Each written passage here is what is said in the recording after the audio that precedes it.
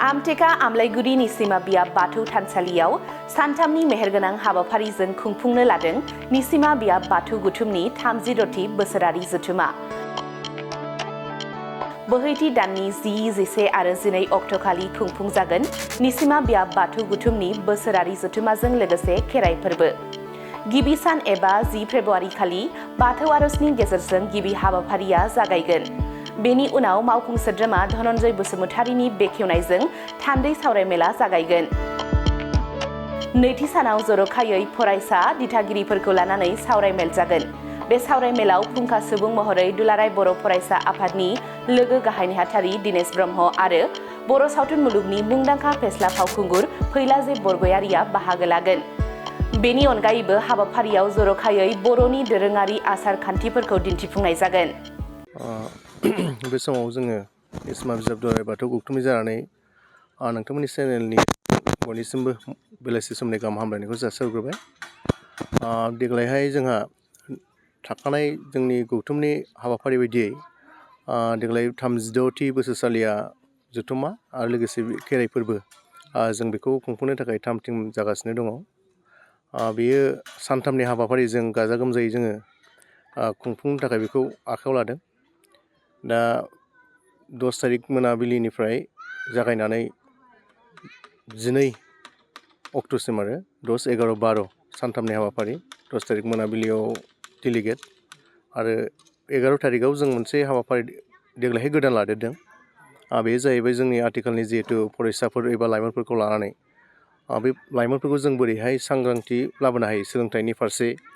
आथिखालाव जों जेरैबायदि नुबाय थादों जेरै एन्टि ससियेल माखासे एक्टिभिटिसफोर, जेरैहाय नोङो निसा बुस्थु बाहायनाय, गाज्रि माखासे हाबा हुखाफोर, बेफोरनि फारसे जों बोरैबा जोंनि धोरोमनि गेजेरजोंब्लाबो लाइमोनफोरखौ बोरैहाय फोसाबनाय आरो सोदांनाय लाबोनो हायो बेखौ नोजोर बोनानै जों 11 तारिखआव सानसुआव आरो 12 रिंगानिफ्राय जोङो फरायसा सावराय जथुमा आरो लाइमोन सावराय जथुमा लानाय जादों। बेवहाय जोङो बुंथिगिरि रिसर्स पार्सन हिसाबै जोङो आलासि बिथांमोनखौ अलरेडि हांख्रायनानै दोनखाबाय। सासे जोंनिनो बर'नि बड' सावथुन मुलुगनि मुंदांखा कमेडियान जों एक्टरखौनो होनांगोन, मानिजाथाव बिथां फैलाजे बरगयारि आरो लोगोसे जोंनिनो दुलाराय बर' फरायसा आफादनिनो लोगो गाहाय नेहाथारि बिथां सार दिनेश ब्रह्म, बिथांमोनखौ जोङो लिंहरखाबाय।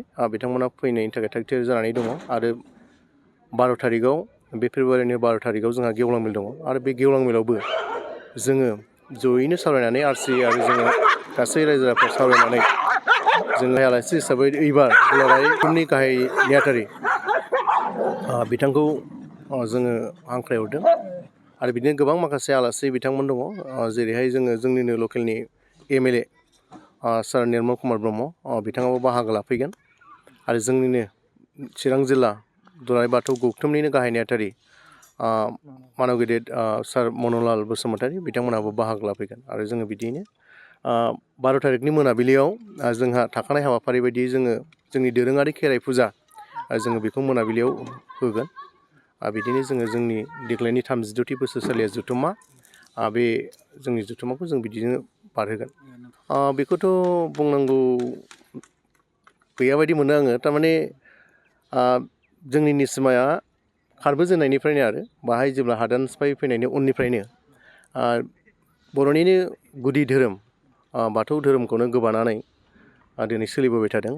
आरो दिनैहाय थांनाय समफोराव जों बेबायदि गौथुम दानानै बा गौथुम गैयै समाव बेबायदि जों ज' जानो हायाखैमोन। नाथाय गौथुम जानायनि उनाव दिनै एसे गाबोन एसे सावरायलायनायनि गेजेरजों गोबां आलासि गोरों गोरा लाबोलायनाय सावरायलायनायनि गेजेरजों दिनैहाय गोबां सोलायनाय फैबाय। आरो दिनैहाय बाथौ धोरोमखौ जे जों हमथाना लानांगौ बर' माहारि हिसाबै, आरो बिनि गेजेरजोंबो जों इसोरखौ मोननो हायो, दिनै बेखौ बयबो मोनदांबाय।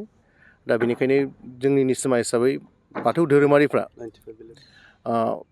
90नि बारा बाथौ सिबियारि गामिफोरा दिनैहाय जोङो ज' जानो हाबाय। आरो बयबो दिनैहाय लैहोर लैहोर फैनानै बे हाबाफारिफ्राव बाहागो लाफैयो। आरो 12 तारिख, 11 तारिख, 12 तारिखआव नोंथांमोनहा नुनो मोनगोन जेसेबांनाखि गामियारिफोर दङ बिथांमोनहा बयबो फैनानै बाहाय बाहागो लाफैगोन। आरो जों मोनसे हाबाफारि लाबावबाय जे बाहाय गामियारिफ्रा गाव गाव फैनानैनो बादा लुनानै थाफैगोन 10 तारिख मोनानिफ्रायनो। आरो दा जोङो दिनैहाय बुंनो हायो दिनैहाय जोंनि निसिमा हिसाबै बाथौआरिफ्रा बयबो खौसेयै दङ आरो बे बर'निनो धोरोम असे धोरोम बेखौ गोबानानै जों सोलिलांबाय थानो हागोन।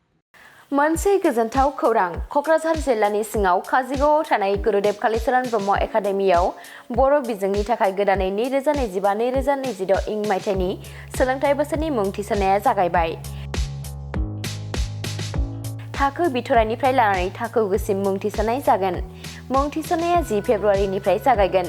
रेबगान्थि आरो खाबुफोर थागोन, जेरै हौवासा आरो हिन्जावसाफोरनि थाखाय आलादा हस्टेलनि खाबु, हस्टेलनि फरायसाफोरखौ थाखो फोरोंगिरियानो जोथोन लायो, गोहैलो फरायसाफोरखौ फोरोंगिरिफोरा उफ्रायै जोथोन लानाय जायो, HSLC आनजादाव 100% उथ्रिसारनाय, कम्पिउटार सोलोंथाइनि खाबु, इंराजि आरो हिन्दी राव रायनायनि खाबु, इलेक्टिभ साबजेक्ट जेरै advance maths, Hindi, history, geography बेफोरबायदि बायदि खाबुफोरखौ मोननो हागोन।